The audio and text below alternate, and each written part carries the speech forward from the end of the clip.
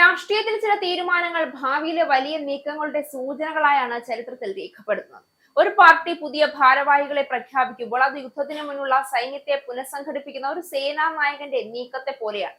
കേരളത്തിൽ പതിറ്റാണ്ടുകളായി മൂന്നാം ശക്തിയായി നിലകൊണ്ട ബി.ജെ.പി. ഇന്ന് പുതിയൊരു രാഷ്ട്രീയ ഭൂമിക സ്വപ്നം കാണുകയാണ്. ആ സ്വപ്നത്തിലേക്കുള്ള യാത്രയിലെ ഏറ്റവും പുതിയ അധ്യായമാണ് ദേശീയ ഭാരവാഹി പട്ടികയിലെ കേരളത്തിന്റെ വർദ്ധിച്ച പ്രാതിനിധ്യത്തെ കാണേണ്ടത്.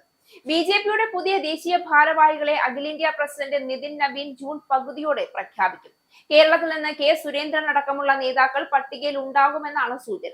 എ.പി. അബ്ദുള്ളക്കുട്ടി, അനിൽ ആന്റണി എന്നിവരാണ് നിലവിൽ കേരളത്തിൽ നിന്നുള്ള ദേശീയ ഭാരവാഹികൾ. ശോഭാ സുരേന്ദ്രൻ, ജോർജ് കുര്യൻ, പത്മജ വേണുഗോപാൽ എന്നിവർ പരിഗണനയിലുണ്ട്.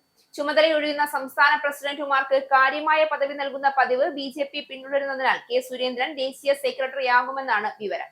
ശോഭാ സുരേന്ദ്രനെ മഹിളാ മോർച്ച ദേശീയ ജനറൽ സെക്രട്ടറിയാക്കാൻ ആലോചനയുണ്ട്.